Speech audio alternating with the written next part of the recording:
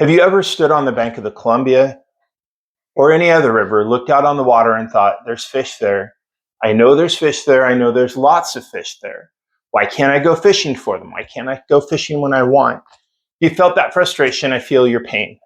Most anglers have, especially here in the Pacific Northwest, where we have a fairly complicated set of fishing regulations. Let's just face it. And right now, when we're looking forward to spring Chinook, our seasons don't always make sense to everybody. But there's another season that's happening right now that most people don't talk about, and that's meeting season. And whether you like it or not, that's the season that decides when, where, and if we get to fish. So today I want to break down how the fishing seasons in the Columbia Basin are set, who's involved, what meetings matter, and how we ended up in this system in the first place. So to understand how our seasons are set today, we actually have to go back to the 1960s and 70s. At that time, there was a lot of conflict going on over who had the right to fish the Columbia River, as well as other places in the Northwest. So the states of Oregon and Washington had decided that the tribes needed to follow the same rules as everyone else, same seasons, same licenses, same limits. The tribes disagreed. They argued that the treaties that they signed in the 1850s and 60s in exchange for their land that Congress ratified meant that they had fishing rights that the states could not take away. They took that argument to court, and they won at the Supreme Court. Those treaties weren't signed out of generosity, though. At the time, the federal government was trying to avoid conflict. They were stretched thin. The U.S. had managed new territory after the Mexican-American War. They were getting ready for the Civil War, and getting the tribes into these treaties was seen as a way to maintain stability and ensure that military forces could be focused elsewhere. The legal history is complicated, but the outcome is what matters here. In the U.S. v. Oregon case, which began in 1968 and technically continues today, the courts ruled that tribal treaty rights had to be honored. The tribes were guaranteed a fair share of the harvest and granted the right to co-manage fisheries on the Columbia River. A related case, U.S. versus Washington, which is also called the Bolt decision, defined that fair share as half of the harvest. Because that ruling went all the way to the Supreme Court as well, and now applies anywhere in the U.S. where treaty fishing and hunting rights exist. That legal framework is the backbone of the system that we're operating under today. So the question then is, who actually sets these seasons, right? How does this turn into fishing seasons? Is it the fish Illuminati? What's going on? So the process revolves around several committees.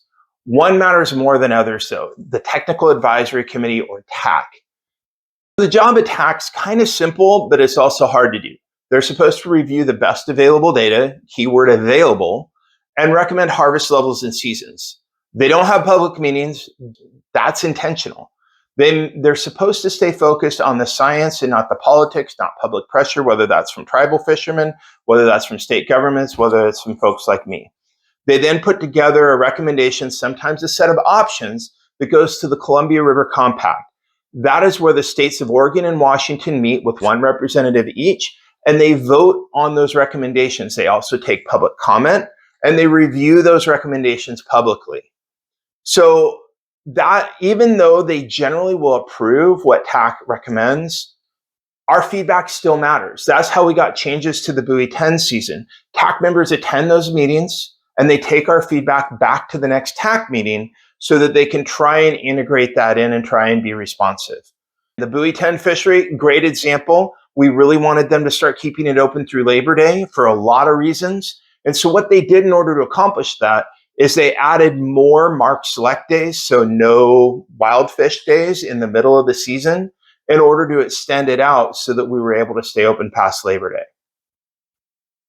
There are also other committees. There's a regulatory coordination committee, makes sure the regulatory language meets. There's a production committee, looks at hatchery and in-stream production. And there's also a policy committee that sets the overall priorities and acts as a dispute resolution board for inside the other committees. Those committees have to produce their recommendations by consensus. If the policy committee hears from the public, we need predictability, they pass that on to TAC, and TAC tries to add in, let's say, a buffer on their harvest counts so that they have a little more time to make decisions before we accidentally go over what the cap is. Now, zooming out, there's a little bit more to it. There's the Magnuson-Stevens Fishery Conservation and Management Act, originally passed in 1976. It's been amended several times since then. And that governs all fisheries in federal waters, basically from 3 miles out to 200 miles offshore, includes our salmon. And so that's what established things like the Pacific Fishery Management Council.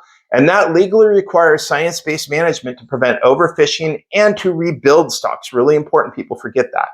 If you've ever wondered why our seasons like our north of Falcon, south of Falcon feel just as complicated as our river seasons like our salmon last year, halibut, lingcod, cabezon, bottomfish, all of that's covered with that. The big question is, what can you actually do about this, right? Like, what does this all mean for people like you and me who just want some sanity in our fishing seasons and to make sure that we have fish in the future? My number one recommendation is to show up when it counts. WDF&W and ODF&W send out announcements about the commission meetings. Pay attention, read those recommendations, and if you give public comment, ask for something reasonable and informed. If you're hoping tribal treaty rights are going to disappear, it's not going to happen. The Supreme Court ruled on that. If you think the courts shouldn't have this much sway, well, they've ruled on that too. So the real opportunity is that the current agreement governing the system, if you don't like the way it's working, expires at the end of next year. It's either going to be extended or modified, and there will be opportunities for public input. The governors are going to set their priorities for their negotiators, so contacting their offices and your elected officials actually matters.